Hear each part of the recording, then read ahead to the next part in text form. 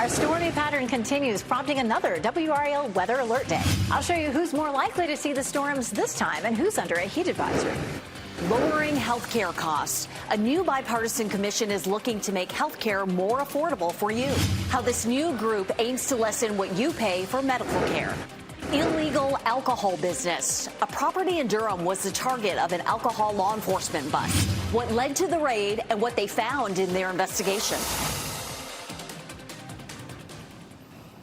Today is the WRAL Weather Alert Day. This is a live look at the whirligigs in Wilson. You can see the wind is really going. No rain falling yet in the viewing area, but that will change in a matter of hours. More storms this afternoon could cause wind damage and flooding. Good afternoon, everyone. Thanks for joining us. I'm Renee Chu. And I'm Ken Smith in for Chris Levingood. We always appreciate your time. So let's get right over to meteorologist Elizabeth Gardner, the WRAL Severe Weather Center, with a look at which areas, Elizabeth, are more likely to see storms today. Today, it's likely to be up near the Virginia line. As a matter of fact, you can see just north of Mecklenburg County, Virginia, which is part of our viewing area. We have a pretty strong cell there, lots of lightning, but it is not moving southward into our viewing area. Another one that's down here across parts of Duplin County, and some storms are developing along the coast. The first thing that we may see is some of these storms backing inland, especially along the I-95 corridor. And then we may see more storms up to the north, dipping into our northern counties. The reason for this is we've had a warm front that moved northward. We're going to see another cold front dropping in.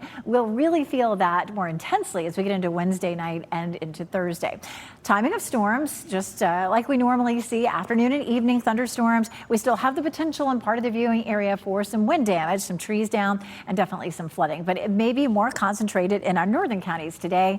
We'll have the chance of some storms in our southern counties, but they just may not reach severe criteria. Let's walk through the timeline. This is lunchtime here. And again, you can see some of those cells closer to the coast, backing inland along the I-95 corridor. And then we'll begin to see some storms developing to the north and dropping southward. But the bulk of really a lot of that heavy rain and some of those stronger storms does stay to the north of us potentially. We did not have a heat advisory yesterday, but we do today for our southern counties. Already 99 in Southern Pines. It feels like 99 in Fayetteville and 104 in Clinton. So we're starting to see the heat building in our southern counties, and that's where the heat advisory is. It's likely to feel like up to 105 in Fayetteville and 106 in Clinton this afternoon, and that's what puts this area in that heat advisory from now all the way until around 8 o'clock. It's warming up, but there are plenty of people out there at Dix Park, at Gibson Play Plaza. 86 is the temperature, and the dew point is way up at 74. Our temperature will climb to 93 this afternoon. We do have cooler air that arrives later in the week. I'll show you why and how much cooler it'll be coming up. Of course, stay on top of the latest storm developments with the new WRAL News app. Download it for free from the Apple and Google app stores. And be sure to turn on those notifications so you know about severe weather in your location. Laura Levine here in the WRAL Live Center. North Carolina lawmakers are now reacting to the news of yet another Fort Bragg soldier being killed during the war in the Middle East over the weekend. This is what Governor Josh Stein has said on socials today. He says, "I am saddened to share another casualty close to home from the war in the Middle East. Anna and I send our condolences to the family of Sergeant Michael E. Swinton of Fayetteville." This is a look and photos of that sergeant that we're speaking of, as Senator Ted Budd and Tom Tillis today also expressing their condolences. Now, U.S. Army Sergeant Michael Emanuel Swinton, he died on Saturday during a controlled detonation of ordnance that's from a downed Iranian drone at the Erbil Air Base in Iraq. He was 30 years old. Now, Swinton was from Fayetteville. He served with Fort Bragg's 55th Air Defense Artillery Regiment after enlisting as an air defense early warning system operator in 2017. Now, we also were able to speak with his mother today. I'm going to go ahead and pull up this statement. And she says, in part, to so many, Michael wasn't just a hero because he wore the uniform. He was a hero because of the way he loved, protected, encouraged, and inspired everyone around him. His legacy will live on through the countless lives that he touched, the laughter that he shared, and the strength that he gave. She also tells us that he has been promoted to the rank of Special Sergeant after his passing. And he is survived by his wife and 2 young children. This latest tragedy comes as President Trump prepares to attend the dignified transfer of 2 other American soldiers today. First Lieutenant Tyler Feehan also served at Fort Bragg. The 25-year-old from Hawaii was killed over the weekend during Iranian strikes that hit a base in Jordan. Private Isabella Gonzalez from Texas was also killed. Following some breaking news now, cyclosporiasis cases more than doubled in North Carolina in the last week. The state's dashboard now shows 561 documented cases since May 1st. That's up by a little more than 200 cases just in a week. 3 more people were hospitalized, bringing the statewide total to 16.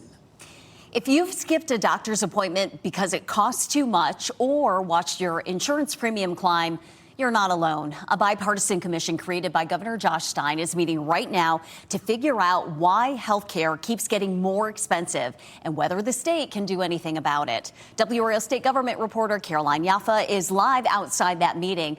Caroline, what's the takeaway so far? Renee, we've heard a lot right now, but behind these doors, we just walked away from this meeting and we're going to go back. But the biggest takeaway so far is healthcare is just getting more expensive. So it's making it harder for North Carolinians to get access to care. And I want you to take a look at these statistics. The commission just heard that Americans now spend nearly 1 out of every $5 on healthcare, more than any other industrialized country. Yet 1 in 6 adults put off going to the doctor because they can't afford it, and nearly half are dealing with medical debt. They also heard healthcare costs more in North Carolina than most other states, while health outcomes still have room for improvement. And it's worth saying, of course, that when healthcare costs are high, there's less economic growth.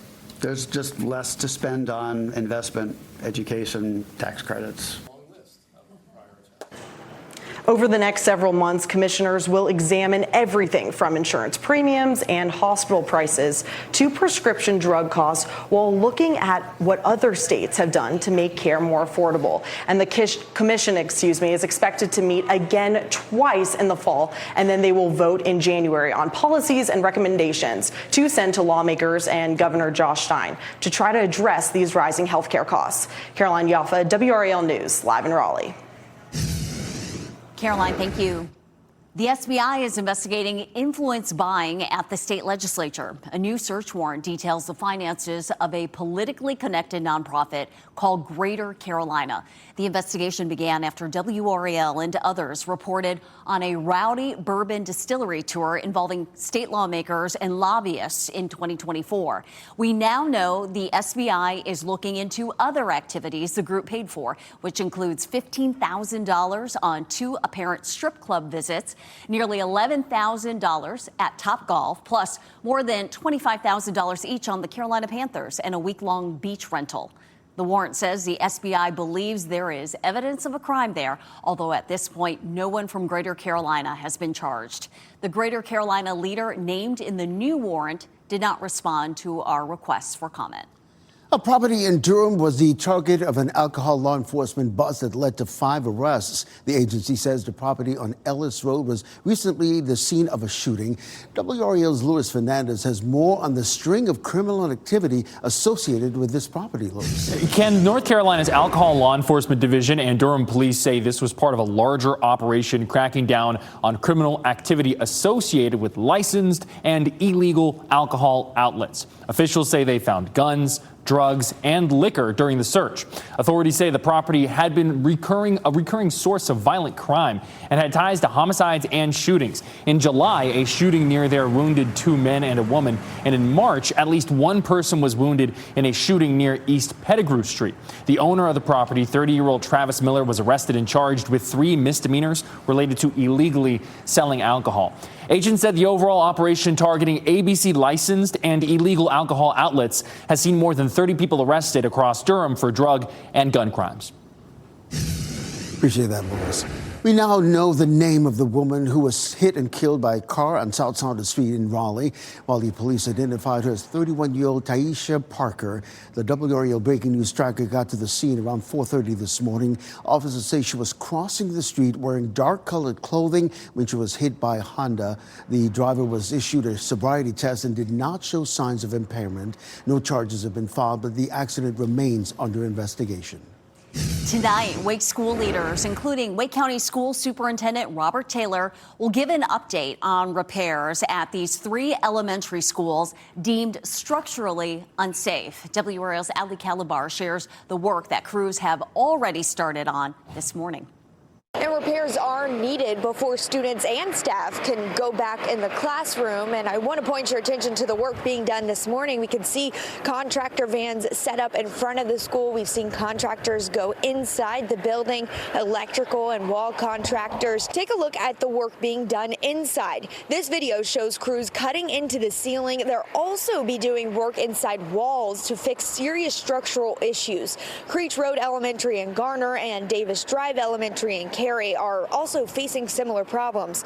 Leaders hope repairs will be done by mid-August. That could be just a couple of days too late for scheduled teacher workdays at Creech Road and Davis Drive. WRAL Education Insider Emily Walkenhorst says Superintendent Robert Taylor is expected to address this tonight.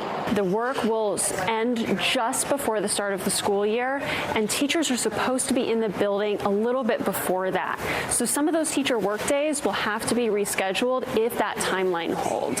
Durant Road Elementary students and staff have started the year-round calendar across the street at Abbott's Creek Elementary, which runs on a traditional calendar. Wake County school leaders are meeting tonight at 5:30. WRAL will be following this. Reporting in Raleigh, Ali Kathabar, WRAL News.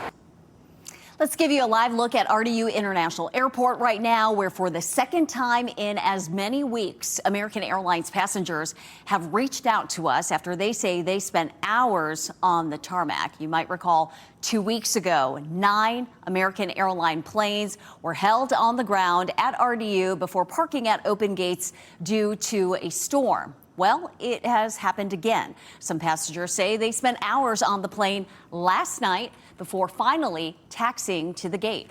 RDU says the delays were due to storms, but that the airport did not close any ramps. Tonight on WRAL, 5 on Your Side's Kelly Arthur breaks down the rights you need to know about if you are ever stuck on the tarmac on the plane.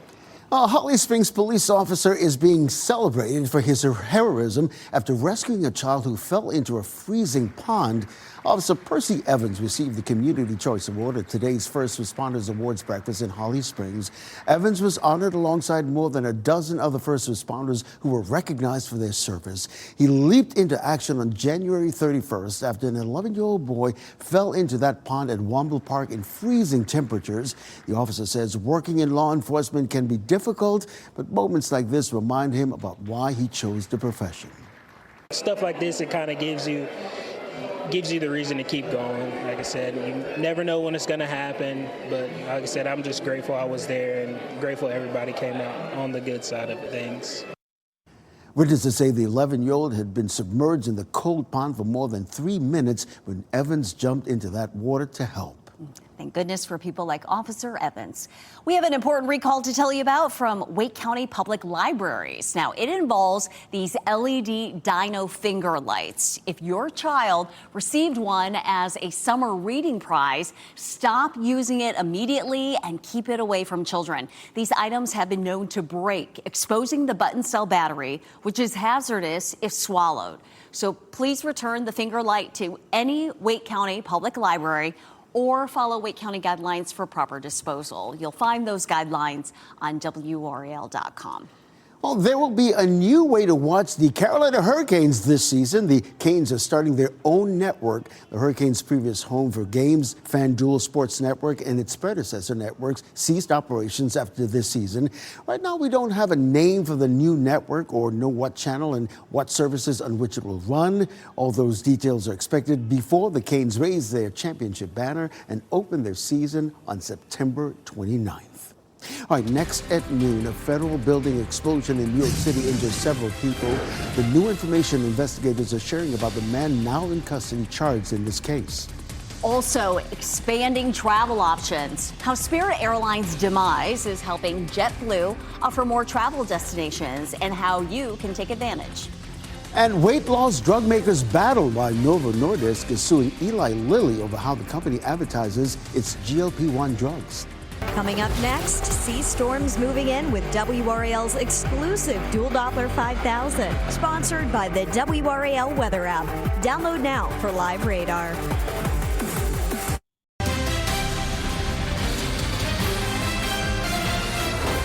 Federal authorities accusing a former U.S. soldier with setting fire outside a federal building in New York City. Authorities say Andrew Arabaka was heavily armed at the time as he set off an incendiary device and fireworks. Officers apprehended him a short time later. NBC's Emily Akater shares what we've learned about the suspect. This morning, the FBI is investigating what led to this scary scene in New York City. You can see a man pouring liquid and igniting a massive fire outside of a federal building Monday morning that includes offices for Immigration and Customs Enforcement, the FBI, and other agencies. Authorities say the suspect, identified as 43-year-old Andrew Arabaka, a U.S. Army veteran, also fired an airsoft rifle and ignited incendiary devices. You can see him lob something towards the building's entry. 26 Federal Plaza has long been a target of extremists, of terrorists, and today the extremism was brought here. Mr. Arabaka was looking to injure people and harm people.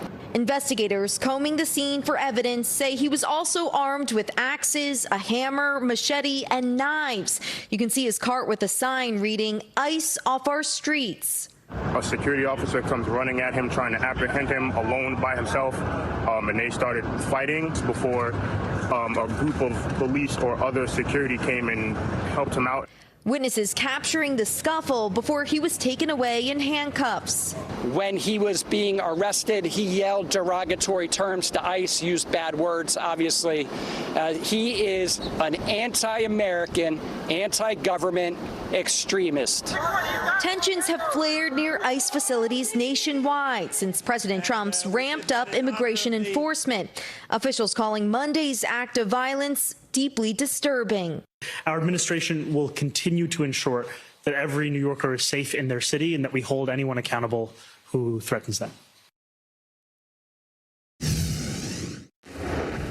Today, people who live in this Cary home will be back to assess the damage after a tree fell on it during yesterday's storms. Tree removal crews worked late into the night to clean up the debris. Take a look at the damage that tree left inside the home. This is on Schatz Court near Southeast Cary Parkway. Pieces of wall, insulation everywhere, parts of the roof totally gone. One of the people who rents a room at the home was inside at the time, but was not hurt. Homeowner Ezzy Leach says the tree left a hole in the roof right over his master bedroom, allowing in rain, which then flooded the home. So the water room about that deep, about 1.5 inches. Yeah, it's amazing how much damage a tree can do now. Yeah, it's no joke. Crews removing the oak tree says lightning actually struck it years ago, and that created a large opening that led to the tree rotting. And it's because of that they believe the tree fell in the storm. Renee, with all that in mind, I'm sure in the last day or two, many of you have been awakened by thunderstorms. Turns out storms can actually sound louder after the sun goes down. Meteorologist Chris Michaels explains why in today's Ask the Met. You know, part of it is our mind playing tricks on us because it's late at night, you're asleep, and then boom, you get woken up by thunder. But another part of it comes down to basic science. A lot of times at nighttime, the air above us is warmer than where we are at the surface. So any storms that form above us, that sound can get trapped at the surface. You may even notice after a firework display, you can smell things as you head into the early morning hours. So yeah, that's what these temperature inversions will do for you. And my goodness, it's been stormy. I mean, just look at all the lightning over the past 24 hours. In fact, there's detection networks that have tallied up the number of lightning strikes for the past 2 days. And this is crazy. More than 79,000 total lightning strikes in the state of North Carolina in just 2 days. And some of you guys getting some really good pictures of those. Thanks to Abby Lee out of Harnett County for sending this one in. And there's Brandy out of Sampson County with one of those nighttime strikes. Those look beautiful. Sometimes they can do some damage, and Melvin out of Anger shows us just that. Hopefully we can avoid that part of it, but more storm chances to come in the days ahead. All right, Chris, and this brings us to meteorologist Elizabeth Gardner here in the WRAL Severe Weather Center, and we're preparing for round 2 tonight. We are, yeah. And then another one and another one. So it keeps coming. Now, we need the rain, but, you know, it was a rough night last night. You know, we did have a lot of lightning, some very heavy rain. We had some flooding and some wind damage. Right now, dual Doppler 5000 radar is fairly quiet, but we are looking at the potential for some of those storms along the coast to develop and move into our area. We'll take a look at our next weather maker, and the front that you see lifting northward is the front that brought us all that rain yesterday. We do have a cold front that's up to the north, and that'll start to push our way. But mostly what we'll see today is going to be up near the Virginia line, except for those coastal storms that'll slide inland. Tomorrow, it's going to be a much bigger event. We're going to see that cold front arriving late Wednesday into Thursday, and that's when we'll end up potentially seeing the most rain that we've seen all week long. This afternoon, some scattered storms that'll last into the evening. We will have the potential for some wind damage, especially near the Virginia line, potentially a few trees down, and some isolated flooding as well. But here's a look at Futurecast. And today certainly doesn't look like we'll see as much coverage as we did yesterday. It's partly cloudy right now here at noon. Notice at around 2 o'clock, some of those cells closer to the coast begin to develop or back in near our area. But we're really watching what's happening up north. I mean, any of those cells could be severe, but most likely they won't be. At 7 o'clock, you can see there's a good bit of rain well up into Virginia at the top of your screen. But notice what happens by around 11 o'clock. It really starts to fizzle out. So again, the coverage, especially for the Triangle area, today looks a good bit less than yesterday. And you can see that again, that level 2 risk today is going to be up into the north. For tomorrow, we have the level 2 risk a little bit farther to the south, and then we're not looking at much of a threat for severe storms at all on Thursday. However, we could end up with some flooding. And we're going to talk more about that flooding risk coming up in just a bit.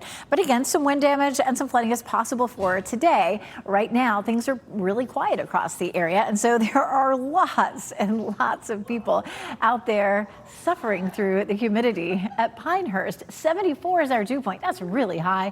And our temperature at 86. Pinehurst itself is not in the heat advisory, but down here in Hope County, including Fayetteville, Clinton, Goldsboro, all in that.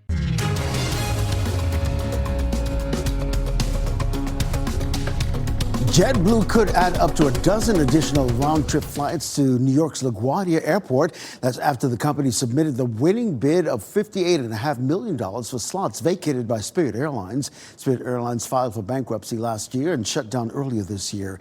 JetBlue already has 31 slots at LaGuardia. Spirit plans to ask for approval of the sale for its slots in bankruptcy hearings tomorrow. This expansion by JetBlue offers travelers better destination choices, affordable fares, and quicker recovery options when flights are canceled. Samsung is launching its first branded credit card, pushing further into financial services. The Samsung Galaxy Card allows users to manage accounts, track spending, and redeem rewards through the Samsung Wallet. It offers 5% cash back on purchases of Samsung products and additional rewards on Samsung Pay. The launch also puts Samsung in direct competition with Apple Pay, which is the dominant payment service in the U.S.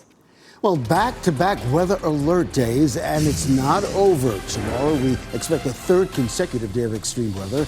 Elizabeth returns with how today's forecast could impact your evening experiences. Avoiding the sun. We won't have to worry about this too much today, but for some people, the sun can trigger an allergic reaction. A dermatologist explains in our next half hour.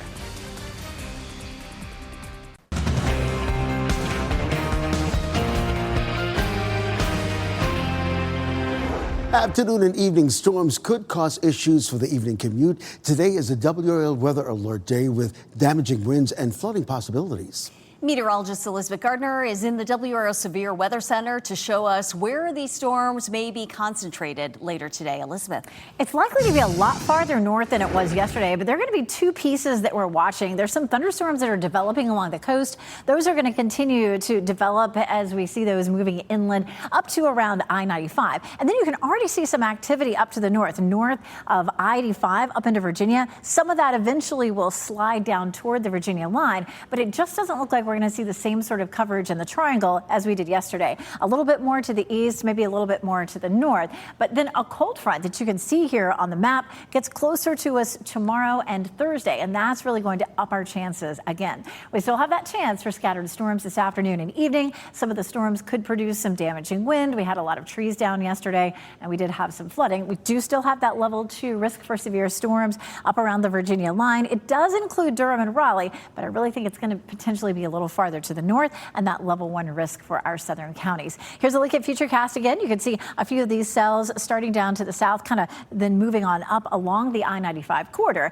And then we'll start to watch what happens up along the Virginia line. And it just looks like it's going to be pretty late in the day and fairly far to the north. But certainly Mecklenburg County and any counties that border Virginia, you're going to be first in line to see any of those showers and thunderstorms. It's hot out there. It feels like 99 in Southern Pines, Fayetteville, and Goldsboro, already feeling like 104 in Clinton. And this is where we have our heat advisory. It's likely to feel like triple digits for most of the area, but it gets into the danger zone in our southern counties with that heat advisory. We'll have a high temperature around the low 90s, and this should be the hottest day that we see for the next 7. I'll explain why coming up. Elizabeth, thank you. As we face the threat for more severe storms today, stay connected with the WRAL weather app. You'll get important alerts right to your phone. Make sure your notifications are turned on. The WRAL Live Center, all of that recent rain that we've been experiencing, really creating some great news for our lake levels. We got an update from the U.S. Army Corps of Engineers today, and they say that Falls Lake water supply continues to rise as recent rainfall boosts the water levels. The U.S. Army Corps of Engineers reported today that the lake level is now 66% full. That's up 1 percentage point from last week and up 4 percentage points over the past 2 weeks. Now, although the region remains in a drought, the rainfall has helped the lake begin a slight recovery, they say. Falls Lake still has a long way to go. As we know, the lake is still about 5.2 feet below where it needs to be. Laura, thank you. Well, today we learned another Fort Bragg serviceman died in the Middle East. Staff Sergeant Michael Swinton was killed in action during a controlled detonation of an ordnance from a downed Iranian drone. Swinton was from Fayetteville and served with Fort Bragg's 55th Air Defense Artillery Regiment. NBC's Alice Barr reports on how the Trump administration is vowing to make Iran pay many times over for every American service member killed. This morning, we're seeing the faces of 2 American soldiers killed in an Iranian strike on a base in Jordan. 25-year-old First Lieutenant Tyler James Feehan from Hawaii, where flags are at half-staff, and 19-year-old Private Isabella Gonzalez from Texas, where veterans in her hometown American Legion post are honoring her. She signed up for it, and she was willing to die for her country. And she did. President Trump is promising revenge, writing every time Iran kills an American soldier, they will pay for that killing many times over. And overnight, U.S. forces launched a 10th straight night of attacks against Iran. While this alert and video from the base where the fallen soldiers were serving shows missiles intercepted and explosions, it's not clear whether these are the fatal strikes from Friday. But U.S. Central Command said a 3rd service member was reported missing, and it is working to identify remains found at the site. CENTCOM has now named another fallen soldier, 30-year-old Sergeant Michael Emmanuel Swinton of North Carolina, killed Sunday in Iraq during the controlled detonation of a downed Iranian drone. Democrats in Congress promising to press for answers about the war's costs in damage to American facilities. And the loss of life and the injuries to the men and women of our armed forces, but more importantly, where are we headed? A senior administration official told NBC News the war has reached a time of ambiguity. Both sides are signaling a willingness to negotiate, even as military strikes ramp up, and President Trump weighs his options under mounting pressure. In Washington, Alice Barr, NBC News. Well, the Pentagon is defending its decision to delay publicly reporting some U.S. troop injuries from the war with Iran. Officials say the delays are intended to protect more than 50,000 Americans stationed across the Middle East. One Pentagon official says a service member injury could take several days to weeks to be documented, given medical review requirements. Today, the Cary Town Council will meet for a work session. This is the first time they've met since a recent state auditor's report revealed questionable spending. That audit is already prompting changes to the town's credit card policy. The report blamed Cary's spending problem partly on an abundance of town-issued credit cards. State officials say a higher percentage of town staff had been given credit cards compared to other municipalities, raising the risk of wasteful spending.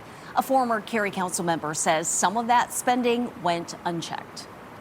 The greater concern was not how many cards were issued, it was the lack of oversight of the expenses. Town officials say they are changing training and reviewing requirements for cardholders. Updates are expected by February of next year.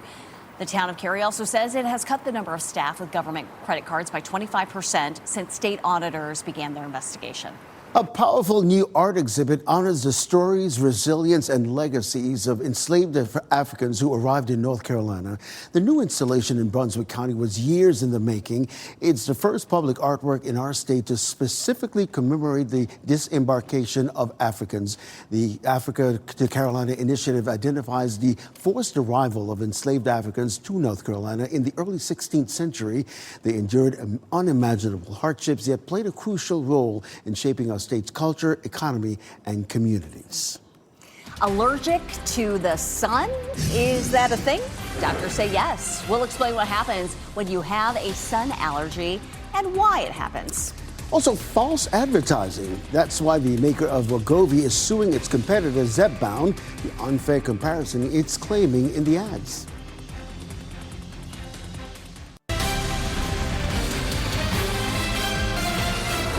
All right, consider this. Is it possible to be allergic to the sun? It might feel that way on a hot day, but for some people, that's actually the case. It's uncommon, yes, but you can be allergic to the sun. Photosensitivity happens when our immune system overreacts to ultraviolet rays. People with a sun allergy usually develop a rash after being in the sun. The rash typically shows up on parts of the skin that get direct sunlight. Now, unlike a sunburn, this allergic reaction can show up after just a few minutes in the sun and happens regularly. If there's something that's happening repeatedly or it's getting uncomfortable or in large body surface areas, absolutely see, a board certified dermatologist for treatment, management, making sure it's the right diagnosis. Well, you can develop a sun allergy anytime. Dermatologists recommend everyone wear sunscreen, use sun protective clothing, and avoid the sun in the midday hours when the sun's rays are strongest. Two weight loss drug heavyweights are preparing to duke it out in court. Now, Novo Nordisk, the maker of Wegovy, is using Zepbound manufacturer Eli Lilly for what it calls deceptive advertising. Novo Nordisk says the ads claim that patients on Zepbound lost more weight than those taking Wegovy. Novo Nordisk claims Eli Lilly based the results on comparisons between the highest doses of Zepbound to the lowest doses of Wegovy. The company wants Eli Lilly to pull the ads and to issue new ones with correct information. A new study says more than half of U.S. adults should be on cholesterol-lowering drugs. This comes after updated guidelines from the American Heart Association, which now recommends lifelong screening and treatments to help prevent heart disease caused by high cholesterol. The team notes that more research is needed to directly support the new view that heart health risks start early in life. Happening now here in the WRAL Live Center, another one bites the dust. Take a look at this scene here of a truck getting stuck under the Peace Street Bridge. Now, we know notoriously this has happened because it has a low clearance of just 12 feet 4 inches, but it continues to just peel the roofs off these trucks like a can opener under the bridge. You can see some crews there responding. Now, WRAL was able to speak with an employee at Mellow Mushroom nearby. He said that he's been here 16 years, and this is the worst that he's ever seen a truck get stuck under here. But he also said that this is the third truck in the past week. So we did reach out to Raleigh Police to get more information, and especially in terms of the truck driver's condition at this time. We'll have much more news coming up after the break.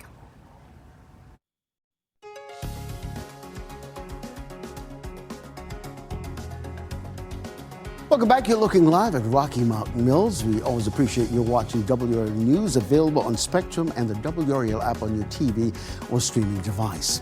Well, talk about a rude awakening. A bear somehow broke into a car and got locked inside. So a Colorado man did what any of us would do, right? Wrong. He used a long rope to free the animal. A bear got stuck in a car and locked himself in last night. And I heard honking all night, thought it was a crazy neighbor, and it was just this guy sitting on the horn. Yeah, I wouldn't do that. Now, once the man opened the door, the bear took off into the woods. The intruder damaged every side panel in that vehicle and even set off the driver's side airbag.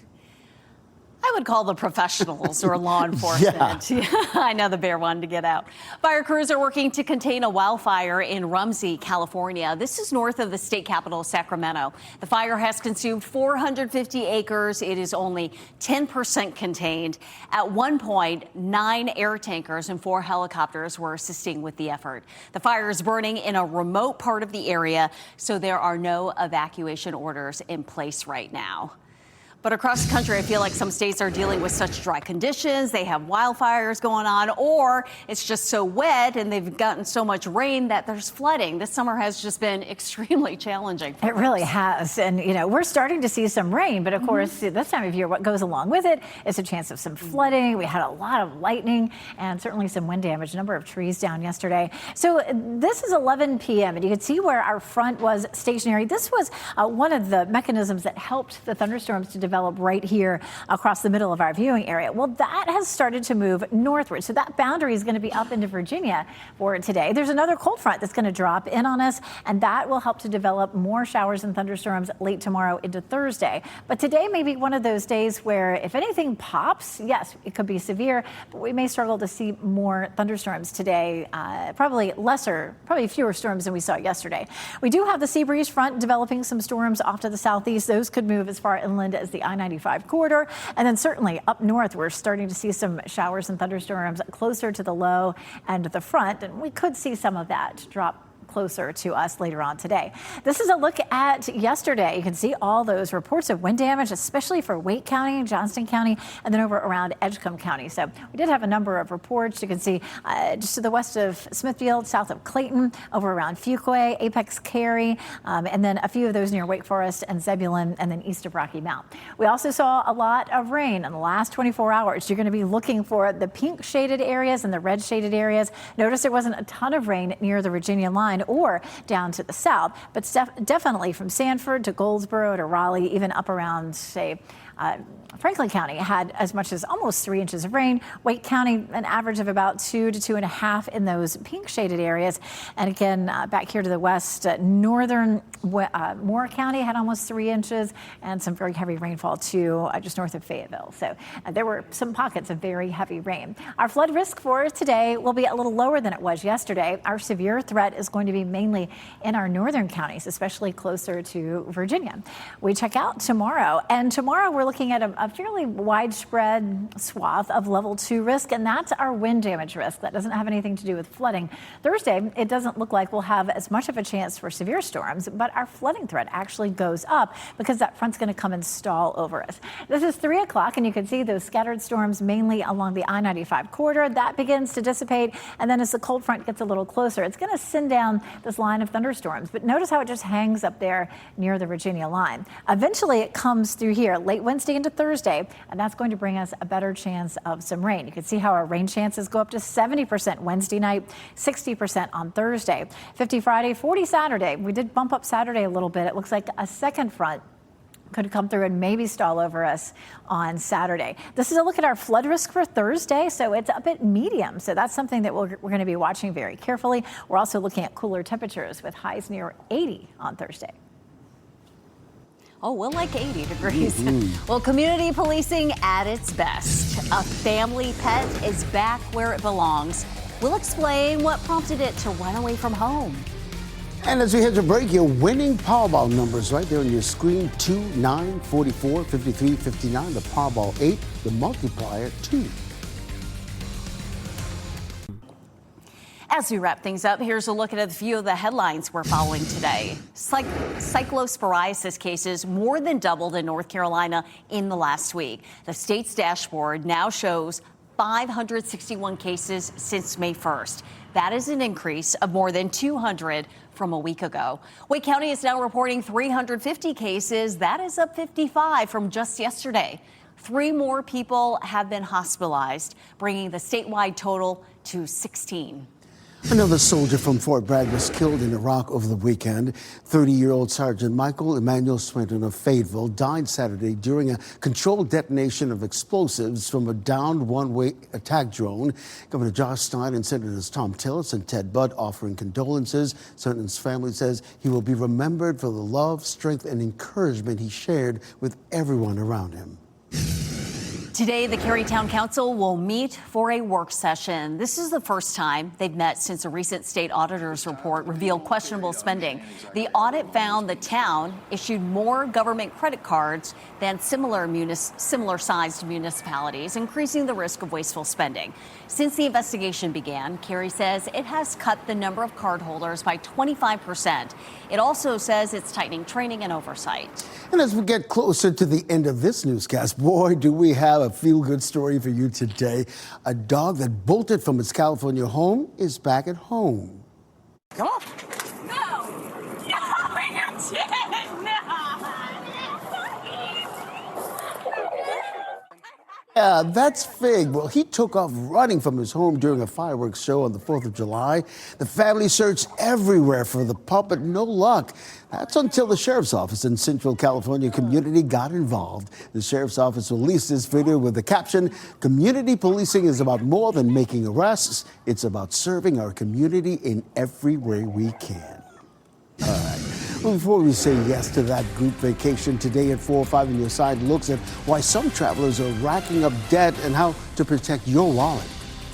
And be sure to stay with WRAL as storms could fire up later this afternoon and evening. So be weather aware for that. NBC News Daily is next on WRAL. Your next local news update in 30 minutes. And you can, of course, get breaking news updates anytime on our WRAL News app and, of course, at WRAL.com. Have a great day.